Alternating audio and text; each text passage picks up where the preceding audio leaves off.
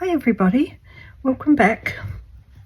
I'm going to start with an apology. I have made about 4 different videos and things kept going wrong, and in the end I was unhappy with most of it, so I ended up deleting most of it. And so of course I will now just have to go and show you what I did and where I'm up to, because it's not videoed anymore. There might have been some tears but I thought, you know what, this isn't working. I'm coming back on a day where things are working and I can be a little bit on top of my emotions. So what was happening was I was finding my hands were in a great deal of pain, but I was also finding that the backwards and forwards between slow stitching and the machine was getting difficult, and that I'm not really great at the machine. So I was having a few issues with things not quite going the way I wanted them to, and not looking the way I wanted it to. So in the end, here we are, back with Roxy's Journal of Stitchery, Volume 5, with my Huswif, and I am putting on a couple of little bits of doily, and then I'm going to show you where I'm up to and what I've done. I was going to say off camera, but it wasn't off camera. It was on camera, but I've deleted because. So, yes, you didn't need to see me having a meltdown. that's really what it's all about. All right, so let me show you. I've still got to sew this bit down, but I'll start at the base. Let's see. So this pocket's fine. I have stitched along here, and then I've ended up gluing because I was realizing it was really actually quite difficult to get my hand in and try to stitch around. So it's got some fabric fix on it there, but I just loved that bit of material from it's probably from Italy, from Rachel, but it was in the pack, one of the packs from the Roxy girls, so it's just too nice to not have there. I have sewn on the machine down the sides of this, but left it so there's a pocket here. You've seen these and this. I'm actually thinking of putting either these hearts with a little hinge, or just putting them like that, but like little pockets. So if I put needles in, they're a bit covered. They're not just poking out. They can be sort of a bit protected. So this will be for the pins. That will be for the needles. So I'm still yet to do that. Now, here's my little scissors holder. And honestly, I have not got any footage or anything to show how I did this. I'll explain it though. Inside I ended up putting a strip of batting and stitched it down. So there's 2 sides of batting like that, and in the middle there's a little strip of batting, and I've stitched it down like that, and then I've stitched the batting to the back because it just went around this doily. And I just did a little bit of lining at the top so as there's a bit of colour, just to see how the edges were a bit like this. So I'm just attempting now to kind of cover them over with some slow stitching. And what else? Oh, and this, I don't know, it was a bit similar to this. I just ended up putting this piece around and I just thought it blended in. So it's very handmade, even though I've used the machine. Now, the little bit of batting that's inside, the scissors slip into. So that worked out really well and I was happy with that. I put a little bit of lace, I sewed it down, then I threaded the two ends through this little crochet flower. Then I stitched the crochet flower down. When I tied, so I'll show you how it goes. My scissors, they go in, they're in the little pocket inside. When I tied it down here, I felt the scissors were out a bit too far, so I've just put a few stitches here so that when this is threaded like so, it's just a little bit closer in. I'll just do a little bow. The other thing, this was the thing I think that undid me. Was trying to do the buttonhole. Honestly, I tried to do it on the machine. It was a bit wibbly wobbly. Then I did a bit of hand stitching, and then in the end, it is what it is. It's got room to be tighter or looser. It's still a bit scrappy looking. It's not perfect. I found another roll of very fine Corticelli made in Canada. It's silk, so I've been doing my doilies with silk. Beautiful.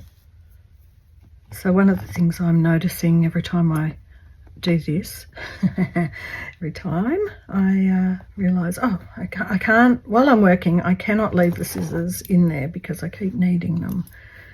But at the end of the day, when you've finished your huswifery, you would put your scissors away.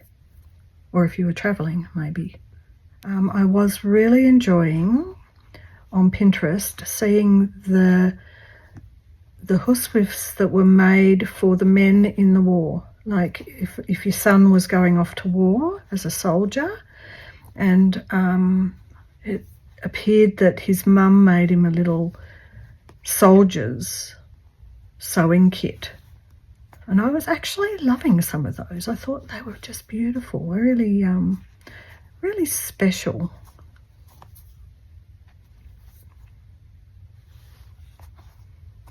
And very, you know, obviously maybe 1940s or 30s design. Quite good.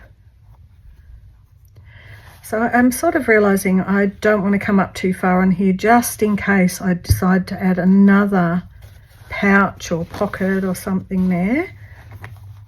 Right, I'll be back at the end of this row to get the next bit done.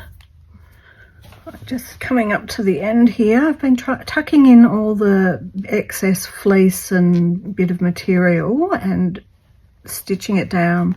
It's so satisfying to stitch by hand. It's oh, and I have to say, so if anyone also follows Fruity Knitting YouTube channel, the daughter Madeline has an interview with a lady who's a psychologist, writing about the psychology of crafting.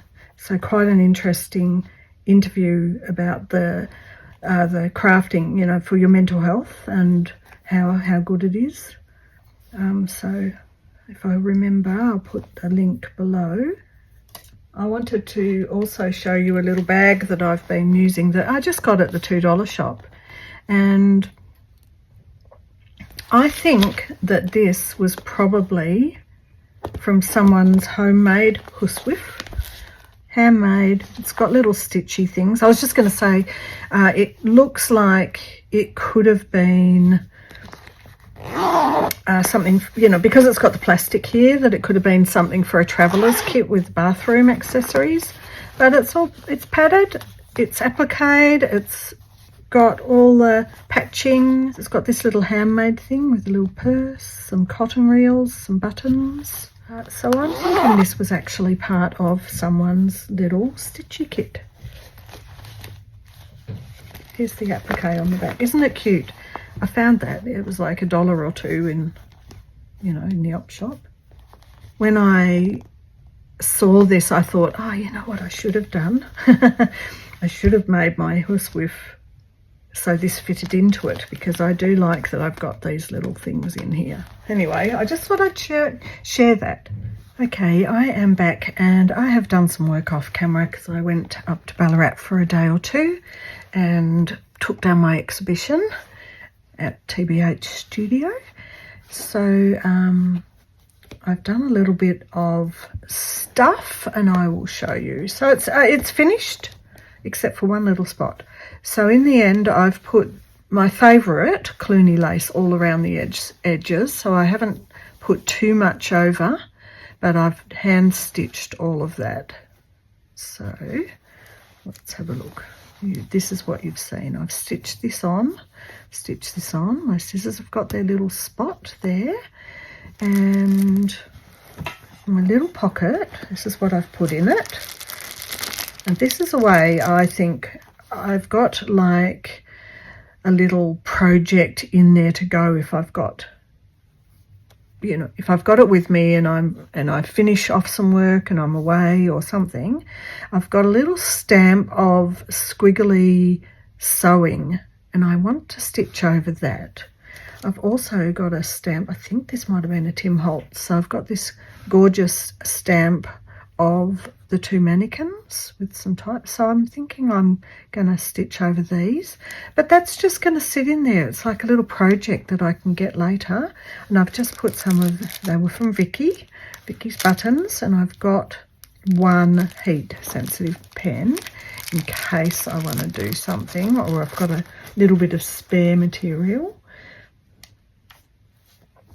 Now in here I've just ended up putting embroidery flosses, so I've got 2 in there and 2 in this one.